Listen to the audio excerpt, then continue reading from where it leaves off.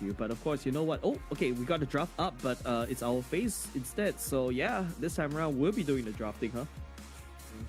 Yeah, it's our turn now, okay? Let's decide. Okay, so standard bans, we got the link banned out. Probably consider banning out the Fanny too for RSG. If not, the Uranus. Fanny is also a good ban, right, for the side of RSG, but this time around they banned away the Kadita instead. There's also the threat of a Kaja coming out from RSG as well, but I feel like Echo might first pick it right off the bat, and that's the problem, right? Going in as Diablo right now, Echo wasting 2 bans right there. I think it has become a meme right here. For Diablo, you're never gonna see the light of day of these 2 heroes. So yeah. But something interesting this time around is RSG this time around entering this game number 2 as second pick. So they're able to pick 2 heroes, 2 priority heroes. So nope, okay, they're going to remove the Kajar right off the bat. But this means that Joy is wide open, Echo can take it. Yeah, Veteran's wide open as well. Let's not forget about that. So they can take that away from Bray. And if you mentioned that, okay, Bray's pretty good with Veteran, I do agree with that as well. He has a good win rate with it. So I think it's an opportunity for them to take the Veteran because Veteran is flexible to play either in the jungle or the XP lane. But Marksman first, Claw, okay. Oh, yeah, that's a very early Claw. I think Oki can immediately respond with a Leslie. There's also a Navara that's also wide open as well for the taking. That's the issue, right? You play against you draft against RSG. Immediately all these meta heroes is so wide open for both sides to take. And it makes it very hard to draft, especially, you know, if you are RSG or even if you are Echo. Yes, people say that, hey, it's easy to draft against RSG, right? Just take those 2. But then again, you see Navara, Arlott, Valentina, the Eve wide open for RSG to take. I think if you want an insurance policy, RSG can consider to take the okay, RSG can consider to take. Hang on, give me a minute. The Moscow. Yeah, just to answer in case there's a Fanny. I really don't think you want to preemptively pick a Moskov right here, even before seeing the shadow or the cable of a Fanny, mind you. But Echo, on the other hand, you know, there's going to be an Eve. Fredgen taken away from Bray this time around, but there's still also other heroes. Like he also did quite well on the Martyrs back then during M4. During the group stages as well, so maybe they can also take it out. Don't forget, Martyrs still prevalent in this meta once he gets the dunks going on, right? But now, if you take a look at Echo's draft, this is a very big AoE team fight comp. RSG this time around, they have the Franco, they're looking to go fishing with the burst of Bougie, hopefully this time around to burst anybody that Lucian QT decides to catch. Yeah, at least Lucian QT has the Franco now, so that's at least more of his comfort pick. I am looking to see whether, okay, they're going to go for Beatrix, and you did mention that Oki's pretty nice on Beatrix, so definitely not going to be the Moscow. So now they have to ban out the Fanny. If not, at least with this draft, they don't have a real answer, unless they want to depend on Franco to really lock down with the Bloody Hunt. Yeah, I think that's the way. RSG may just leak the Fanny open, right? Just let Lucian QT just Bloody Hunt this time around. If you see Echo go back to the Fanny by Zyda once again, the Franco will relegate himself into this defensive Franco instead right now. Leslie, I feel like was a good pick for the side of RSG, but no, Oki wants to go back into one of his comfort, right? His Beatrix. I think he once got the Savage in MPL Singapore because of this hero, but of course, you know what? Let's take a look at the bans. It is going to be, you know, the Uranus. They have no answer for that one in game number 1. Yeah, so at least if Fanny does show up, then they will have like a Franco, at least though. But that also means that Lucian QT will need to play it differently this time. So now that, okay, we can expect to see Echo going in for a tank. So they will want to find an answer to, in case Franco does go wild. We did see a Franco going wild with Lucian QT, did really, really well. Perhaps try to pick up an Akai, maybe?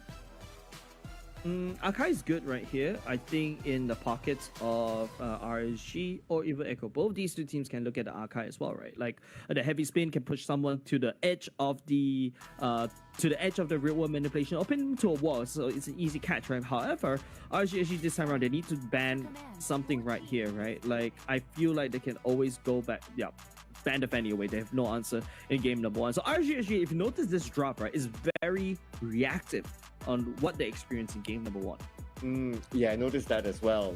Despite them having somewhat of an answer for Fanny, but they still went for it. So, but that also means that they open up the opportunity for Lucian QT to play like how he normally plays a Franco, like just goes in and engage. Maybe start off with a Bloody Hunt or start off with a Hook. Either one is fine. So that would also mean that they would need more damage on their side, and they cannot depend only on a Beatrix to dish out all the damage. Yeah, taking away the Edith that Diablo used in, I believe, the first series that we saw featuring RSG, right? I don't think that is something that I don't think this is what Diablo wants to go for. But of course, you know, the percentage HP damage that Edith can solidly output against the likes of Fredrin as well is also quite good. So maybe Echo is just making sure they, walk away with a solid 2-0. Yeah, I would have preferred Echo to ban out the Lapu Lapu though, but anyway, that's okay. I think Edith is fine. It's very versatile. Yeah. So now when it comes back to picks, I would like to see a damage dealer from RSG. Lapu Lapu is still open though. Good damage dealing, able to lock down, able to tank a little bit, but looks like they're going in for Masters. Pretty much the same concept as well. Anti-CC. They can go for a little bit more tankiness to him, or they can go for all-out damage. Yeah, I think from the pattern that we're seeing all across the board in Snapdragon Pro Series, right? Like Martis, the build is still kind of similar. You still go for the Hunter Strike, but the difference lies in the talents, right? Now you can actually bring Festival of Blood that helps you out a little bit, but you kind of sacrifice the Season Hunter, right? So that doesn't help with the kills. Doesn't help with the clears. Now it's going to be Echo's turn to pick. Don't forget the Fredrin can always be flexed back into the EXP lane, but no, it is going to be a Yuzhong, which is a known counter against the Eve, and then that's also going to be Minotaur. We talk about big AoEs. There you go. Echo is going in loud and proud with all those AoE damage. Guinevere, what? Well, okay, so that's going to be Diablo's hero. All right, at least he has gotten a win with it before. So win rate, 1 pick, 1 win. He's pretty confident with it. So okay. All right, look at Lucian. It's like immediately when the Guinevere gets locked in, he's like, okay, we're going for this one again. But RSG, if you take a look at this roster, right, it's pretty interesting, right? They have a good catch. They can buzz anybody quickly, easily, and it makes it a lot easier to execute, right? Like you got a Franco to hook anybody up, Bloody Hunt. And it's easy pickings for the Magic Tom to come in and the Violet Recruit to just proc up by the side of Diablo. But now the question is, the Yuzhong can always rotate very quickly, right? And Oki is not safe against this Yuzhong.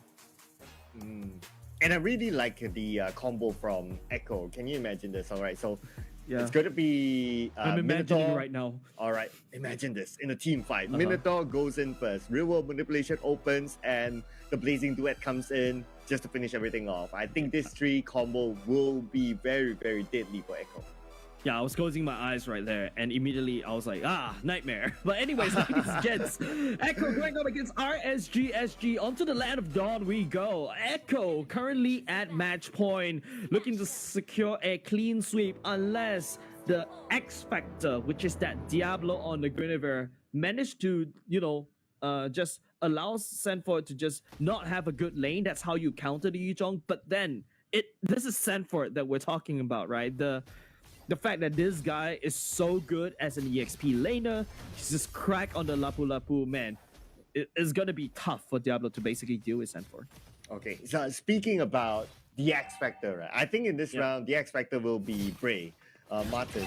He has to do really well because he's the anti-CC. So he can be the one to evade the initiation from JP. And then he can go on to the backline, he can do his thing and try to get kills early on during a fight.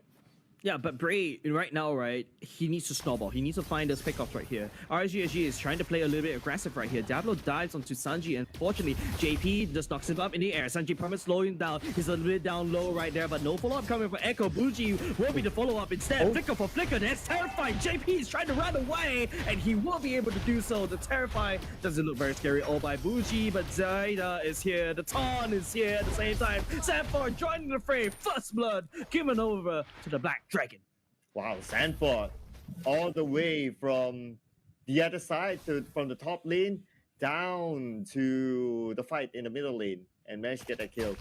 Open up a little bit of space for Bray to farm on the side of the jungle of Echo, but like what you say, he really needs to farm really fast. So this round I think is really determined on whether Bray can really farm as fast as he would like.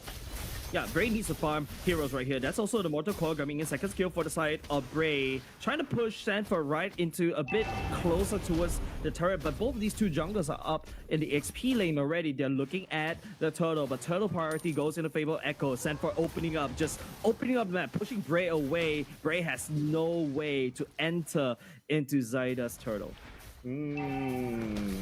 Diablo's there though. Is he trying to do something funny there? No. Not able to. So Zaida will secure the turtle. Man, and if Bray doesn't get the space that he wants, it's going to be hard. But speaking about the space that he wants, JP is that they know that he's the target man. And if they can stop Bray from farming like what JP is doing, this could be their ticket to the 2-0. Wait, that was a solo kill for JP, right? The Concussive Blast coming in really clutch right there, just outputting so much damage. Diablo has been missing this Magic Thumb, unable to knock up Sanford just now. Sanford, insane human reactions coming in, was able to dodge it twice, especially at a crucial point. But Lucian Cutie in a spot of trouble right here. JP and Sanji outplay all along, so a reward manipulation go in. Lucian Cutie down a little bit low. Okay, outputting damage. Flickers forward just a little bit, switching over to the Nibiru. That's Sanji going down, right down at the gold lane. Oh, they really wanted Lucian QT there. But Blazing Duel unfortunately not able to reach the target, and Lucian QT managed to get away. And now they need to stop Bray from getting this extra bonus. Yes, they will not. Bray right here, I think, all eyes on him, right? Like, he really needs to try to land down these dunks, but RSG this time around. Oki picking up that first kill is really good. Fuji, on the other hand, has to just get out of there. Void Crystals just slowing down everybody. Lucian Cutie looking for pickoff right here, but there's a lot of minions in the way, so I don't think he's able to land the Iron Hook. But RSG stabilized just a little bit. The goal lead not too far, but both of these two sides looking at the opposite way. Diablo going in, that's a bloody hunt, but at the very least was able to secure that kill up top. But Oki now in the trouble at the same time. Both these two teams mirroring each other. Oh yeah, getting Oki is definitely needed for them because Oki had a good time at the bottom lane so far, but now JP is going in again for the engagement, and Bray is in trouble. Oh, this feels like an enigma. Oh, Zaida. Okay, Appraisal's Rev, I believe, was also used. Buzzing down Bray right down to the ground. RSG this time around, don't forget, I think right now they have to play around the gold lane. They have to play around the XP lane, but then again, outplay so early on. Taking away all this turret energy is so good, but hold on a second. RSG is also leading the fight down bot at the same time. Diablo just contesting for this one. Sanford goes into Dragon form. Zaida securing the turtle, just buying some time. Zaida will be able to walk away from them, but also the true drama is happening down bot. RSG, Oki picking up another kill, and also with the help of Lucian QT taking down another kill at the same time. That's a spearhead down bot. Yeah, they lost the turtle. That's fine. They got 2 kills at the bottom. I think it's a worthwhile trade. But now Diablo, okay, managed to get away. Sanford as well as Zaida couldn't catch him. But we might see a middle fight now. Keep your eye on there as Bray will be at the forefront, stealing another jungle creep away. Yeah, and Bray right here hasn't really popped off as of yet, right? Doesn't really have enough items, doesn't really have enough support, because if he's walking like this, just brazenly like he owns the whole Land of Dawn, that might be very scary for Bray. But at the same time, RSG is finding a lot of success on the side lane. Bougie this time around stepping up, buzzing down Sanford. Zaida will follow in that. He's getting called up. Diablo following up, try to knock up Zaida right in the air, try to peel for Bougie. Zaida decides to go for the Appraisal's Rev, would not be able to connect onto anybody for the side of RSG. Yeah, Zaida doesn't have the damage yet at this point, so it's more of like just shooing his opponent away. But I can see that Bray is starting to be able to invade into the opponent jungle, and JP is stopping his movement around onto Bray itself. He knows that he's at the stage where he does not have enough damage to solo kill Bray at this point. Yeah, the win con right here is not Bray anymore. Bray is just there just to provide this body, just to be a little bit annoying. The win con is on the Bougie. It's also on to Oki, right? Lucian QT putting that investment down bot instead. If you notice Echo's rotation starting to lean towards bottom side, they know Sanford is slowly losing a bit of that priority because Diablo was able to juke him around for now, and Echo knows not to waste time against Diablo on this Guinevere. Oh, we're going to see the next turtle up now, and definitely Echo has interest in it, but they're waiting for somebody to make that move at the middle river, but nobody's coming close. Lucian QT all alone, but Bray is there. Bray, now he needs to get away from the real world. Slowing down, that's a knockup on JP. Blazing Duet at the same time, committed by outplay. That's going to be Bray down to the ground. Like what you said, nobody will be able to take away this turtle from Echo again unless Diablo does have the ultimate. He may try to do something funky right here, but he decides not to, conceding the turtle over the side of Echo. Oh yeah, Zyda will secure it, and now Echo, everyone in the mid lane. Cypher is going for the backline.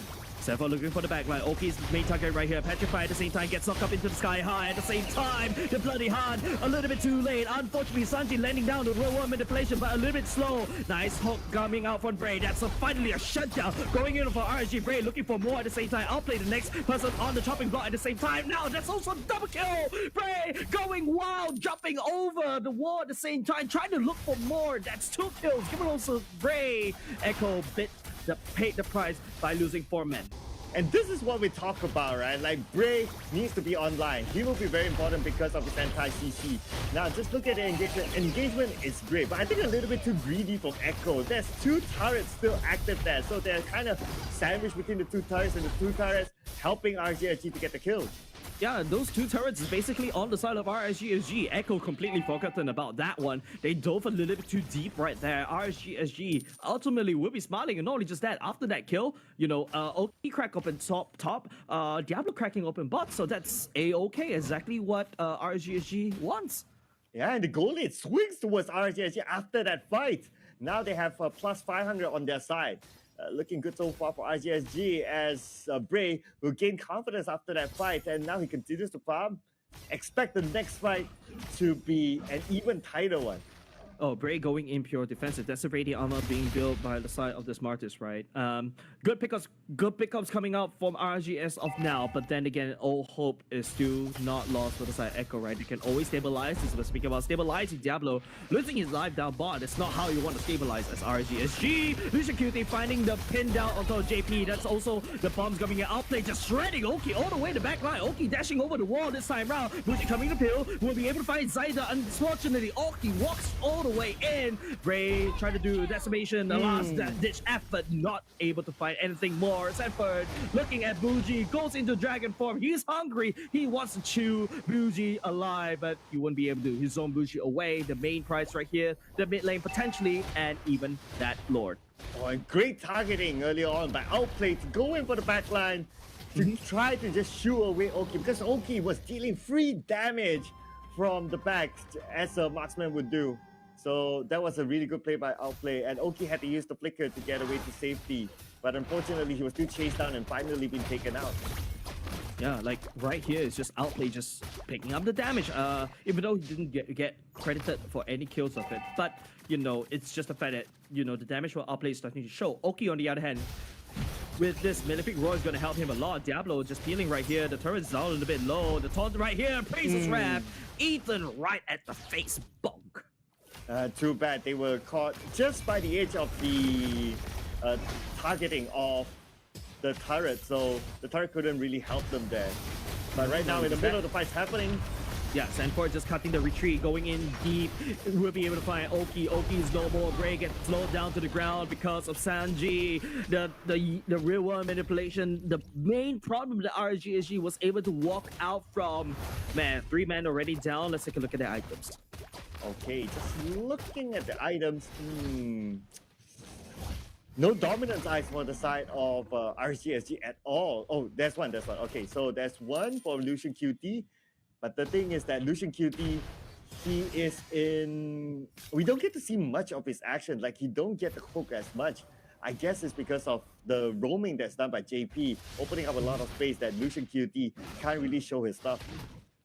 Yeah, JP, the knockups is just so annoying, right? But look at Diablo's item, right? I think he actually went for the concentrated energy and then go for the Genius one. So he's actually trying to out sustain Echo, but then again, the Sanford, the Shard residue is so potent, right? Not only just I do damage to you, I'm also healing out of that, and that's something that RSG actually needs to look out for. Go earn most of them, given over to outplay because of the fact that he has that early game turret energy, just soaking all of that up, and now RSG getting put right back into their base. Remember, Sanji doesn't do a lot of damage in game number 1. This time around, he's living up to his name. He's able to do a lot of damage, but speaking about damage, Diablo has to run away. He brings 3 members away.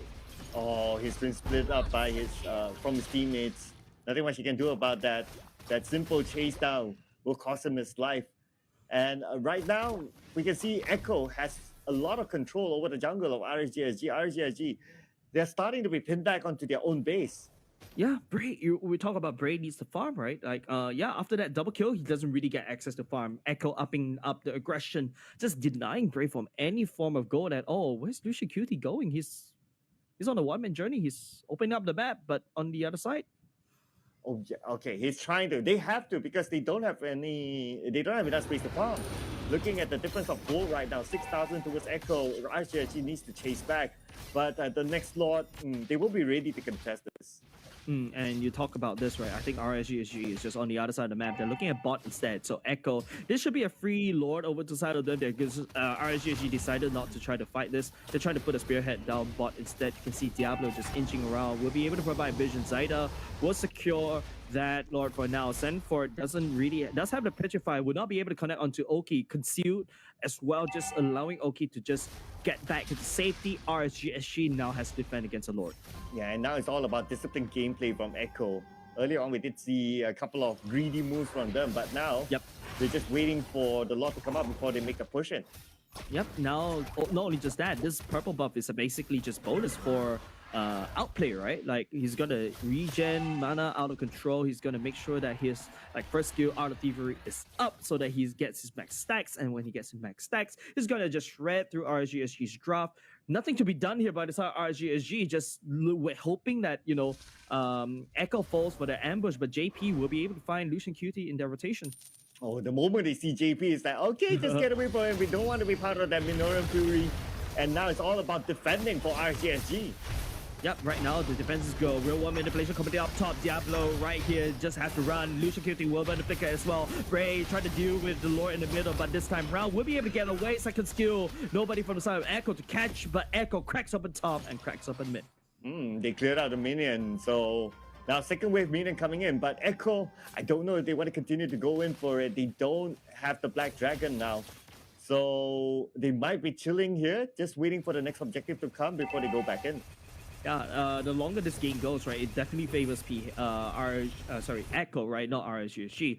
RSG right here, they can't do anything. They know that the jungle is already off limits. Echo solidified their control on RSG side of the map. If you take a look at the items, just starve out the gold, right? Like, it's just all the damage in the favor of Echo, and I think, if you take a look at the Eve, I think this is not a correct item view, but hold on a second. Sanford goes in Black Dragon. Diablo will be the victim right here. Outplay will be picking out. Bray trying to peel for the team, trying to split up fight. Lucian Cutie will be able to land down the Bloody Hunt at the same time. Outplay still takes down the Lord and it's the turret itself. That's a double kill given over side Echo. Zyda now with only 2 men from the side of RSG. Echo securing this game number 2. They will pin them down to the ground.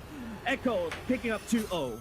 Well, I guess who needs the objective? Who needs the Lord? Echo just need to have that one opportunity to get that one kill, and then they will just snowball all the way into the base. And the moment I noticed that they took down Bray, that's it. They have RSG has no other answer towards countering back onto Echo. That's right, they've got no frontline, right? Like, even if you see Bray desperately trying to wave clear using his second skill and first skill as well, you can see a bit of a banter going in for the side of these two teams as well. Man, it's just RSG